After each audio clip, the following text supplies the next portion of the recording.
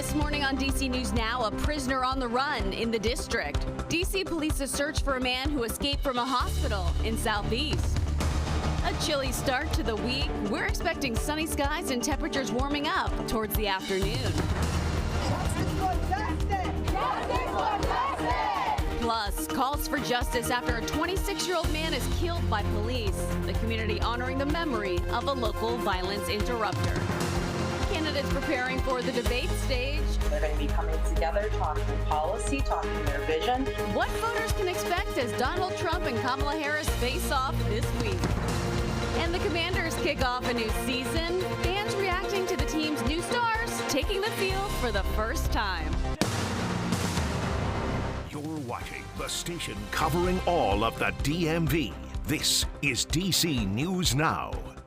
Well, good morning, and thanks for starting your morning with us here on DC News Now. It is 8 o'clock on a Monday. I'm Tanaya Wright. Yeah, good morning to you. I'm Corey James. We'll get to Shanika for the latest on those roads this morning. Let's start things off with meteorologist Jackie Lair for the forecast. Yeah, a really nice start to the day, although it may be a little chilly for some. We're still holding into those 40s for much of the area. But DC, we're just shy of reaching 60 right now along with Lexington Park. Those are the two relatively warmer spots in the map. But we're seeing those 40s back along and west of the I-81 corridor right now. Upper 40s, though, Leesburg, Manassas, and Frederick. We still have those frost advisories until 9 o'clock this morning along and west parts of the I-81 corridor. So those are the areas where it will likely be the coolest this morning. Highs today topping out near 80 degrees, so that low humidity and ample amounts of sunshine. Really nice start to the work week, and this nice weather will be sticking around. All of those details with the rest of that 8-day forecast coming up. Shanika, what are you seeing at this 8 o'clock hour on the roadways? All right, out to Northern Virginia. Here's the inner loop right near 236. That's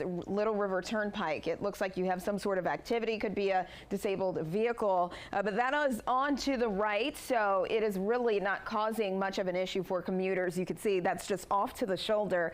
You are still seeing congestion, though, as many people are heading out. Right now, you're seeing some slowdowns through Springfield and into Annandale past Braddock Road. On 66 heading east and west, most of it is looking good. 395 heading northbound. You're going to see it's going to be a slow process getting toward the 14th Street Bridge into the district. Here's BW Parkway north and south. We had a problem right through Laurel, right near 175. Hopefully that problem is clearing up and it should be gone soon. Shanika, thank you. We're following some breaking news at the top of this hour. Prince George's County Police investigating a deadly shooting involving 3 people. This happened last night near Kenilworth Avenue. Officers say that's where they found a man dead with gunshot wounds. 2 others, they say, were taken to local hospitals with injuries, but are expected to be okay. We're working to bring you more information, and we'll bring you the very latest as soon as we learn it.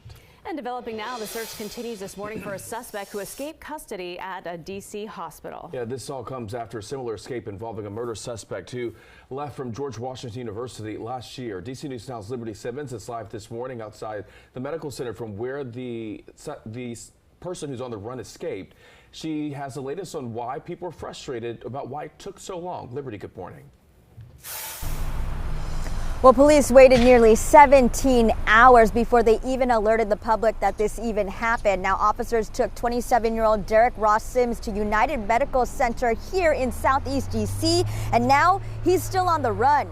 Here are photos police provided of Ross Sims. Metropolitan Police say at around 12:30 a.m., officers took him to the hospital for treatment. When they arrived, Ross Sims managed to escape and take off, and he was last seen in the 1300 block of Southern Avenue in Southeast. Police previously arrested Ross Sims for carrying a pistol without a license and possession of a controlled substance. He is now wanted for escape. You may remember last year when MPD lost custody of a murder suspect, Christopher Haynes, at George Washington University Hospital. He was arrested nearly 2 months later. Now, although Ross Sims escaped early Sunday morning, MPD also did not alert the public for several hours. We pressed MPD on why it took so long for them to send out the alert, and they said the release had to go through an approval process. Now, MPD has apologized for the inconvenience. Anyone with information that can lead to an arrest could earn a $10,000 reward. For now, in Southeast DC, Liberty Simmons, DC News Now. All right, Liberty, thank you. Developing now, police say a man is in jail for impersonating an officer and trying to kidnap a girl walking to school. Authorities say this happened last Thursday morning in Manassas City, Virginia. According to police, 23-year-old Jesus Ramirez Cabrera pulled up next to the girl near Quarry Road. He allegedly told the girl to get into his vehicle because he was an officer, and then got out of the vehicle, grabbing her arm, pulling her into it. Officers say the girl was eventually able to get out of the car and then call police. He is being charged with abduction, robbery, and impersonation of law enforcement. Montgomery County Police are trying to determine if a stabbing and fire that happened last night are related. Yeah, they found a woman stabbed several times while responding to a fire at a furniture store.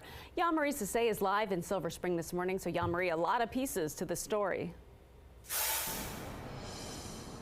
Yeah, definitely a lot of pieces to this story. We are at the back of Casa Furniture, and this is the damage from this fire. You can see those two windows are boarded up. They've placed some tape around the area. A lot of just burnt pieces all over the ground. A lot of that fire damage on the wall as well. Now, this all happened around 11:15 last night. Now, as firefighters and police were trying to put out the fire, that's when a woman who was stabbed multiple times approached them for help. Now, her injuries were serious, and she was taken to the hospital. Now, in the meantime, crews were able to put out the fire here at Casa Furniture, and Montgomery County Fire say the fire started in the storage room and left $1 million in damages. Now, 2 people are left without a home.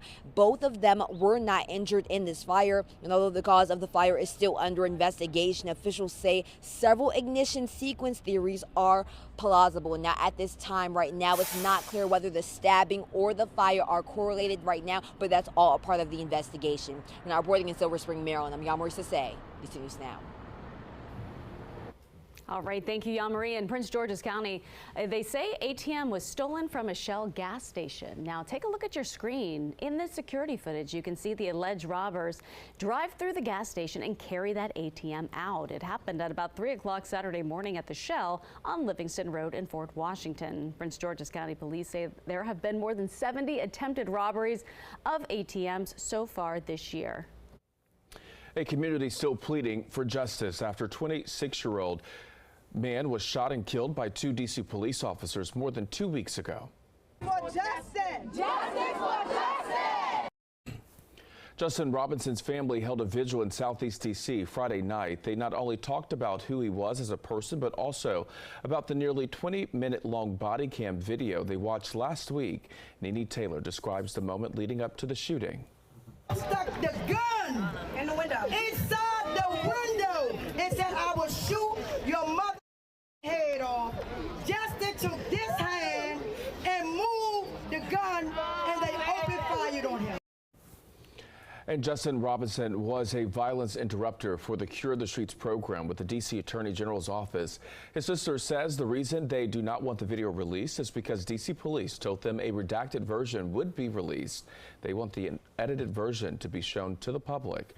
The officers involved in the shooting are still on administrative leave.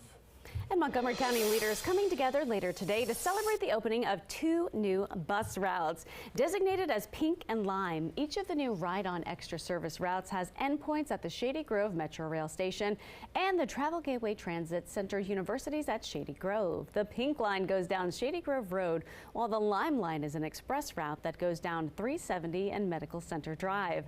The service improves mobility and access to healthcare, biotech, and education sectors, as well as the hospitality hotspots, Rio and downtown Crown. The new routes provide a high-frequency service with buses arriving every 10 to 15 minutes on the weekdays and every 30 minutes on the weekends. And the district's Department of Transportation is rolling out these. These are called Kiwi Bots. They're part of a pilot program to check on the conditions of the signs in the sidewalk. So you can kind of think of them as data collection. DDOT is encouraging people to take selfies with them when you see them around town. All right, not the best start for the Washington Commanders after losing their season opener against the Tampa Bay Buccaneers yesterday. This is what it looked like, though, inside Crystal City Sports Pub. You could see some of the fans cheering the team on at the Virginia bar there. Many of them hoping the team will make it to the playoffs this season for the first time since 2020. Heading in the right direction, so very excited.